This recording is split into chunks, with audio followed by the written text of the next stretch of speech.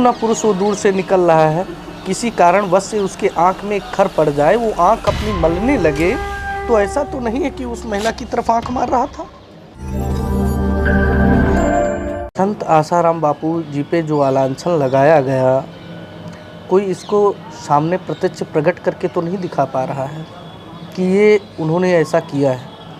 आजकल जानते क्या होता है, बड़े पैमाने पे ये बड़े बड़े रैकेट चल रहे हैं, इनको पैसा दे करके गुमराह किया जाता है। ये पैसा पा करके उसी के वशीभूत हो करके किसी पे भी बहुत आलांछन लगा देते हैं। रोड पे एक महिला चल रही है, एक पुरुष जा रहा है, क्यों ना पुरुष वो दूर से निकल रहा है, किसी कारणवश से उसके आंख में खर पड़ जाए, वो आंख अपनी मलने लगे, तो ऐसा तो नहीं है कि उस महिला की तरफ आंख मार रहा था और महिला जा करके थाने में एफआईआर करा दे। अरे भाई, ये तो जांच पड़ताल होनी चाहिए, आंख में उसके खर पड़ा था या अन्यथा नहीं पड़ा था। तो इसी तरीके से जो बापू जी पे आलांछन लगाया गया, तो ये साबित तो नहीं हुआ है कि उन्होंने किया। जो साबित नहीं हुआ है तो उनको क्यों फिर अंदर रखा गया। आसाराम बापू जी को फंसाया गया है, इसमें तो कोई संदेह नहीं है, क्योंकि जो व्यक्ति ज़्यादा ऊंचाई पे पहुंचता है उसको काटने वाले बहुत सारे आ जाते हैं व्यक्ति। जो नदी के साइड में पेड़ पड़ते हैं, तो मोड़ जब नदी की आती है तो उसकी धारा जो होती है धीरे धीरे पौधे को काट देती है, या फिर उस पौधे की सेफ्टी के लिए कुछ बंदोबस्त किया जाए। अब जैसे बापूजी के पास सब आते जाते थे, किसी को कुछ अच्छा नहीं लगा, पता नहीं कौन सा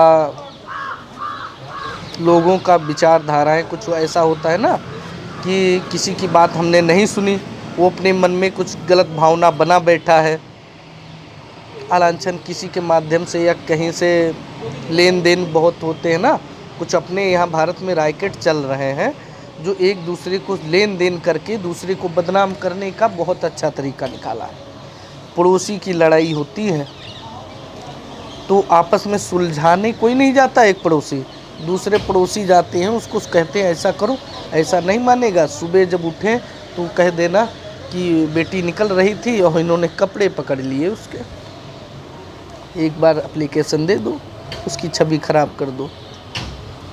राम जाने पकड़े हो या ना पकड़े हो, किसी ने पड़ोसी ने देखा भी नहीं, लेकिन सुबह जा कर के वो उसकी माता पिता जाके लिखा देंगे अपने पड़ोसी को थोड़ी ज़मीन की विवाद में।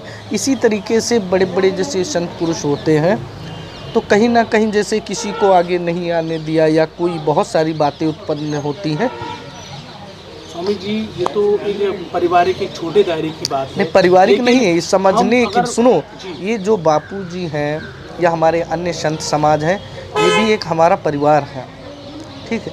जैसे गृहस्थ होते हैं वैसी तरीके से ये हमारा भी एक समाज होता है। तो उस समाज में जैसे कोई गृहस्थ से आया है, बैठा, सेवा भाव हुआ, तो इसका मतलब ये नहीं कि वो बाहर का है।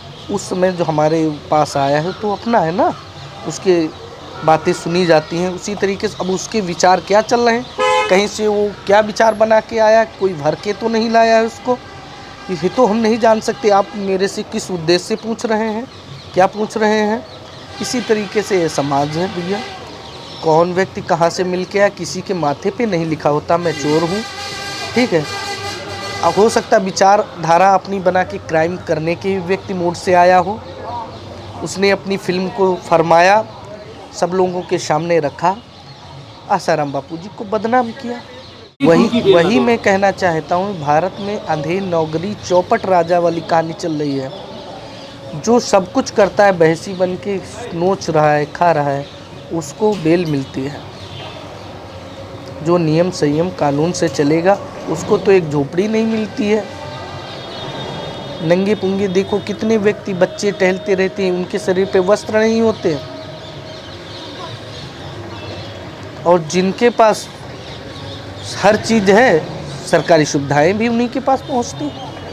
और बापूजी पे ये तो है नहीं कि कोई केस लगा हुआ कहीं दिखाया तो बताया नहीं जा रहा है, बस एक अफवाह जैसी फैलाई कि बापू ने ये किया। कोई केस में दर्ज है कि बापू ने ऐसा किया?